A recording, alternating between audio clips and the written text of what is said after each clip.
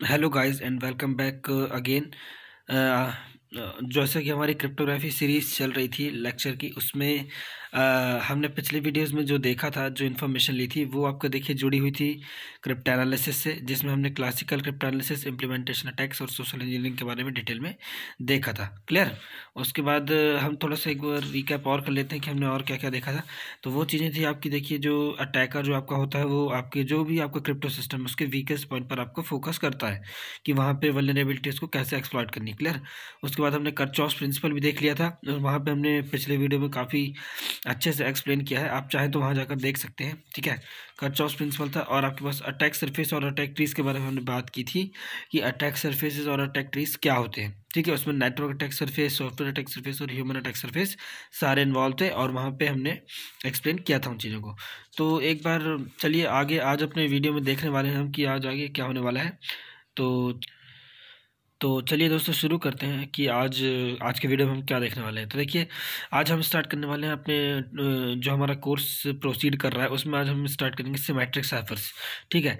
तो symmetric cyphers क्या होता है, देखिए, सबसे पहले हम बात करेंगे जैसे सिमेट्रिक का मतलब क्या है।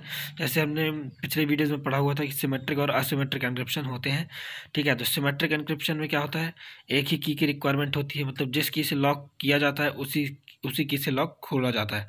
ठीक है। और साइफर्स तो आप जानते होंगे, जो आपका प्लेन टेक्स्ट होता है उसको ट्रांसफॉर्म करने के बाद, मतलब उसमें कोई पर्टिकुलर एल्गोरिदम लगाने के बाद जो हमको डेटा आउटपुट मिलता है उसको हम साइफर कहते हैं। तो यहाँ पे बात हो रही है सिमेट्रिक साइफर की। क्लियर। अब देखिए, सिमेट्रिक एन्क्रिप्शन की हम बात करें तो सिमेट्रिक एन्क्रिप्शन को कन्वेंशनल एन्क्रिप्शन भी बोला जाता है, या फिर सिंगल की एन्क्रिप्शन भी बोला जाता है। क्यों? क्योंकि ये सिर्फ एक की ही रिक्वायरमेंट होती है इसको, इसमें लॉक और अनलॉक के लिए, मतलब एन्क्रिप्शन और डिक्रिप्शन के लिए। क्लियर। नेक्स्ट हम चलेंगे दोस्तों, हमारे की पॉइंट्स ज़रा देखिएगा। की पॉइंट्स क्या क्या हैं जो आपको सिमेट्रिक एन्क्रिप्शन में याद रखने हैं। एक तो आपका प्लेन टेक्स्ट वो है जो आपका मैसेज है, मतलब बिना ट्रांसफॉर्म किए या फिर एल्गोरिदम लगाने के पहले जो भी आपका एन्क्रिप्शन एल्गोरिदम है। क्लियर।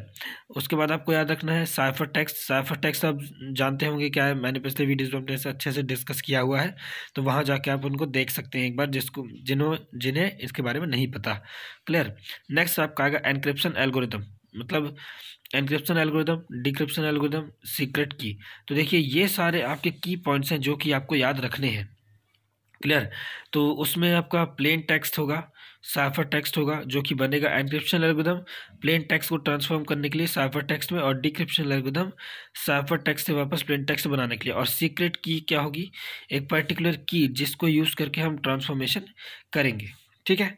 चलिए अब समझते हैं सिमेट्रिक क्रिप्टो सिस्टम के बारे में कि सिमेट्रिक क्रिप्टो सिस्टम क्या होते हैं। तो सिमेट्रिक क्रिप्टो सिस्टम जरा देखिएगा यहाँ ध्यान से। आपका देखिए, ये मैसेज है, एक्स मैसेज है। एक्स मैसेज को एन्क्रिप्शन एल्गोरिथम लगाया तो आपका वाई बन गया, ये आपका आउटपुट हुआ। Y is equal to encryption लगा हुआ है के लगाकर, और आपका एक्स मैसेज के ऊपर। तो आप यहाँ पर देख सकते हैं एन्क्रिप्शन एल्गोरिथम जो है ये दो पैरामीटर लेगा। कौन कौन से, एक तो आपकी की लेगा और एक आपका मैसेज लेगा, और इन दोनों को ट्रांसफॉर्म करके जो भी अभी हम इंटरनल स्ट्रक्चर्स देखेंगे साइफर का कि क्या होता है। ठीक है। वहाँ पे हम आपको देखिए बताएंगे कि एन्क्रिप्शन एल्गोरिथम दो चीज़ों को कैसे ले, है ना। देखिए आप यहाँ पर देख सकते हैं एन्क्रिप्शन एल्गोरिथम के अंदर की एज अ पैरामीटर और एक्स एज अ पैरामीटर दोनों गए हुए हैं, और इन दोनों के ट्रांसफॉर्मेशन से ही जो आपका एल्गोरिथम है उससे आपको वाई मिलेगा। ठीक है। इसके बाद क्या होगा, वाई जो होगा वो डिक्रिप्शन एल्गोरिथम में जाएगा फिर से, और उसको डिक्रिप्ट करके, मतलब जो आपका वाई है उसको डिक्रिप्ट करके वापस से आपको एक्स देगा, तो एक्स आपका डेस्टिनेशन में पहुंच जाएगा। ठीक है, ये तरीका। अब यहाँ पे आप इसका एक दूसरा वर्जन भी देख सकते हैं जहाँ पे हम सिक्योर चैनल का यूज़ करते हैं, जहाँ पे हमको एक्स्ट्रा प्राइवेसी की ज़रूरत पड़ती है, तो हम वहाँ पर सिक्योर चैनल का भी इस्तेमाल करके ये चीज़ कर सकते हैं। क्लियर। चलिए आगे देखते हैं। चलिए हमारा अगला क्या आता है, types of operations used for plain text to cipher text. मतलब प्लेन टेक्स्ट से साइफर टेक्स्ट बनाने में कितने तरह के ऑपरेशन यूज होंगे, अब हम उनके बारे में देखेंगे। ठीक है। चलिए, सब्स्टिट्यूशन। सब्स्टिट्यूशन क्या होता है, सब्स्टिट्यूशन जैसा आप जानते होंगे, मैथ्स वगैरह में आपने देखा होगा, जब हम एक्स की वैल्यू निकाल के यहाँ वहाँ रखते हैं, जैसे मान लीजिए हम linear equation in 2 variable 3 variable जब पढ़ते हैं, तो हम जैसे एक्स वाई जेड में प्रॉब्लम दिया होता है तो हम एक इक्वेशन से एक्स की वैल्यू बना के वाई जेड की टर्म्स में फिर उसको दूसरी में डालते हैं, फिर आखिरी में जो हमको जेड की इक्वेशन मिलती है उससे हम जो भी हमको z की वैल्यू मिली उसको हम डालते हैं और फिर उसकी x और y की वैल्यू निकालते हैं। ठीक है, तो सब्सटीट्यूशन का मतलब होता है mapping to some other elements. ठीक है, mapping to some other elements का क्या मतलब है, जैसे a को क्या करेगा e लिख देगा, b को क्या करेगा c लिख देगा, c को क्या लिखेगा z लिख देगा। पर्टिकुलर किसी मैथमेटिकल रिलेशन के हिसाब से हम सब्सटीट्यूट करेंगे, तो ये कहलाता है कि mapping to some other elements. Clear, substitution का आपको क्लियर है। ट्रांसपोजिशन, ट्रांसपोजिशन क्या होता है, ट्रांसपोजिशन होता है rearranging of elements. Rearranging of elements में क्या होगा, यहाँ पर सब्सटीट्यूट नहीं किया जाता। जैसे मान लीजिए आपके पास हेलो वर्ड है, तो हेलो में एच ई है, आपका एल है और फिर आपका ओ है, तो इसमें किसी भी तरह का कोई एडिशनल वर्ड नहीं आएगा। मतलब HELLO है तो आपका ABC नहीं आएगा कहीं पर भी। ठीक है, आपको सिर्फ HELLO को आगे पीछे करके, या फिर जिसका नंबर 1 है उसको नंबर 4 में रख के, जिसका नंबर 2 है उसको नंबर 5 में रख के, इस तरह से हम रीअरेंज कर देंगे। तो ये कहलाता है आपका ट्रांसपोजिशन। और इन दोनों को आप बहुत ही ज़्यादा अच्छे से याद रखिएगा, क्योंकि हमारे जितने भी साइफर सभी हैं उन पे आपका सब्सटीट्यूशन और ट्रांसपोजिशन जम के यूज़ होगा। क्लियर, चलिए। Some systems also referred to as product systems, including both or multiple stages of substitution and transposition. क्या है, अब देखिए कुछ सिस्टम जो होते हैं, कुछ क्रिप्टो सिस्टम्स को प्रोडक्ट सिस्टम भी बोला जाता है, ये भी आप याद रखिएगा। और प्रोडक्ट सिस्टम्स उनको बोला जाता है जिनमें multiple stages of substitution and transposition लगे हुए होते हैं। मतलब सिर्फ एक बार ना सब्सटीट्यूशन करके मल्टीपल बार करना, मतलब एक से ज़्यादा बार करना, और ट्रांसपोजिशन भी एक से ज़्यादा बार करना, तो उनको कहा जाता है मल्टीपल स्टेज एनक्रिप्शन या फिर प्रोडक्ट सिस्टम्स भी बोला जाता है। क्लियर, अब देखिए ये पॉइंट आपको बहुत ज़्यादा याद रखने वाला है, आप इसको बिल्कुल याद रखिएगा। ये फंडामेंटल रिक्वायरमेंट क्या है किसी भी एनक्रिप्शन एल्गोरिदम की,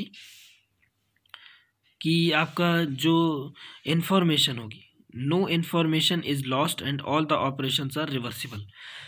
एनक्रिप्शन करने के पहले जैसी हमारे पास इन्फॉर्मेशन रहती है, ठीक है, वैसी ही हमको जब सारी चीज़ें हो जाए, मतलब एनक्रिप्शन प्लेन टेक्स्ट से साइफर टेक्स्ट बन जाए, फिर साइफर टेक्स्ट से जब हम वापस प्लेन टेक्स्ट बनाएं, तो कोई भी तरह की इन्फॉर्मेशन लॉस नहीं होनी चाहिए। तो ये किसी भी एनक्रिप्शन एल्गोरिथम की फंडामेंटल रिक्वायरमेंट होती है कि no information should be lost and all the operations are reversible होने चाहिए। क्योंकि अगर रिवर्सिबल नहीं होगा तो हम बना नहीं पाएंगे ना वापस। आप समझिए खुद ही, अगर कोई प्रोसेस, कोई पर्टिकुलर चीज़ इरिवर्सिबल हो गई, जैसे आप केमिस्ट्री में आपने पढ़ा होगा कि रिएक्शंस कुछ रिवर्सिबल होती हैं, कुछ इरिवर्सिबल होती हैं। ठीक है, हमने एक बार वो चीज़ बना दी, फिर दोबारा से वही चीज़ हम नहीं बना पाएंगे। ठीक है, तो यहाँ पे reversible is very important. Operations are reversible, it's a must requirement. ठीक है, तो देखिए यहाँ पे आप देख सकते हैं information before processing is equal to information after processing. किसकी टर्म्स में, मेमोरी की साइज में। मेमोरी साइज की टर्म्स में देखिए इनिशियली क्या है, मेमोरी साइज मान लेते हैं आपका 20 KB है। कितना मान लें, 20 KB है। ठीक है, 20 KB मान लेते हैं। मेमोरी साइज आपका पहले 20 KB किसी पर्टिकुलर फाइल को, तो आपको जो मेमोरी साइज आफ्टर प्रोसेसिंग होगा वो भी आपका 20 KB होगा। तो ये चीज़ प्रिजर्व रहनी चाहिए। क्लियर, चलिए आगे देखते हैं। ऑन द बेस, अब इसके बाद देखते हैं on the basis of number of keys use in crypto system. ठीक है, नंबर मतलब कितनी कीज यूज हो सकती हैं आपके सिस्टम में, कि आपका जो आपका सिमेट्रिक एन्क्रिप्शन है उसमें। तो देखिए सबसे पहले हम बात करेंगे सिंगल की। ठीक है, सिंगल की को क्या बोला जाता है, कन्वेंशनल एन्क्रिप्शन भी बोला जाता है, सिमेट्रिक एन्क्रिप्शन, सीक्रेट एन्क्रिप्शन भी बोला जाता है। यहाँ पे क्या होगा जरा देखिएगा, ये आपका सेंडर है। क्या है, सेंडर है।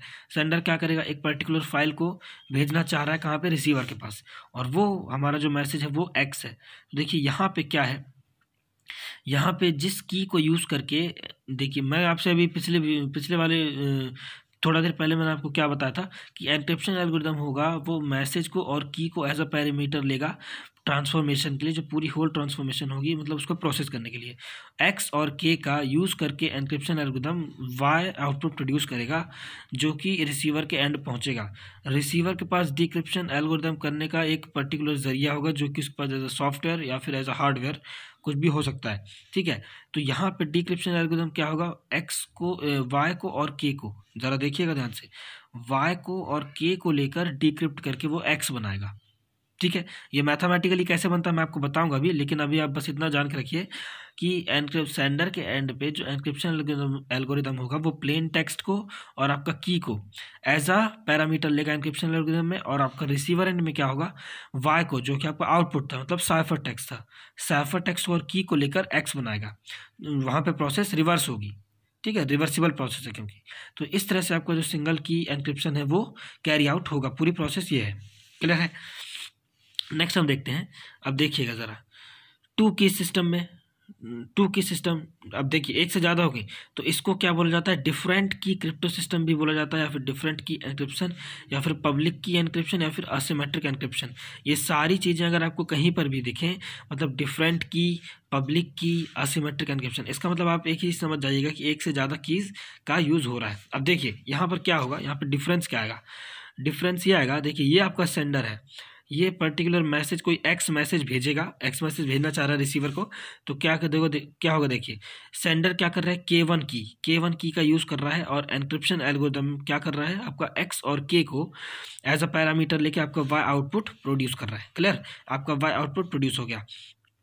अब जब ये वाई जो आपका साइफर टेक्स्ट है ये रिसीवर के एंड पे पहुंचेगा, और जब ये डिक्रिप्ट होगा, जरा देखिएगा, डिक्रिप्ट होगा तो ये क्या करेगा, डिक्रिप्शन एल्गोरिथम साइफर टेक्स्ट को एज अ पैरामीटर, और आपका के टू देखिए अलग की है, अलग की है यहाँ पर, क्योंकि देखिए सेंडर ने के वन यूज़ की थी, आपका रिसीवर के टू यूज़ कर रहा है, ठीक है, तो वो इन दोनों की का यूज़ करके एक्स बनाएगा।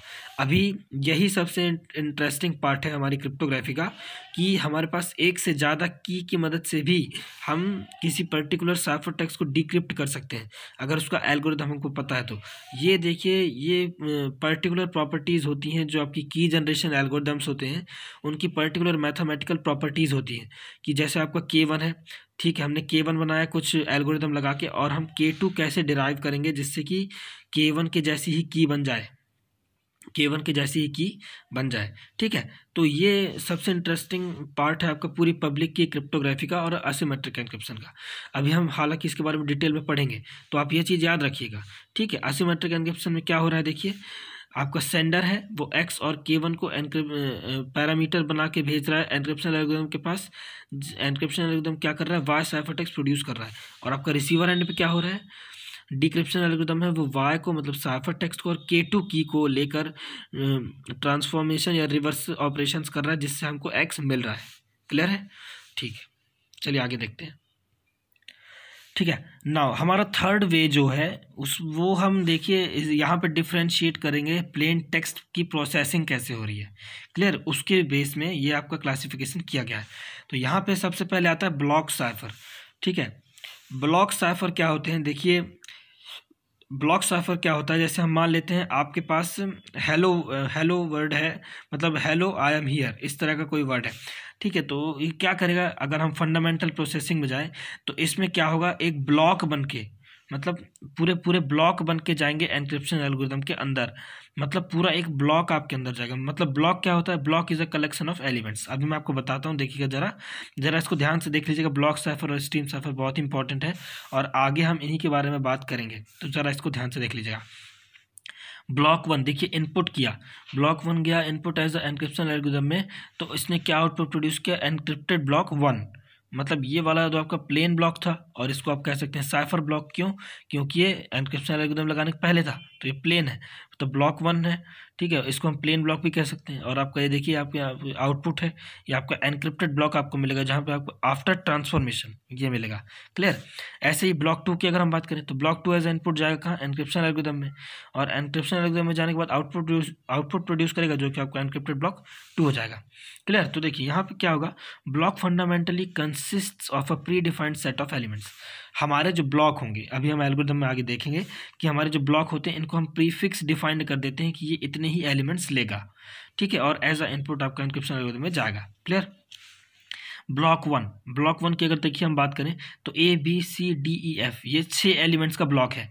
अब ये पूरा ब्लॉक क्या होगा, ये ब्लॉक का एग्जांपल है, जैसे मैं जिस ब्लॉक की बात कर रहा था ये उसका एग्जांपल है। तो देखिए प्री डिफाइंड हमने क्या कर दिया कि 6 एलिमेंट लेगा।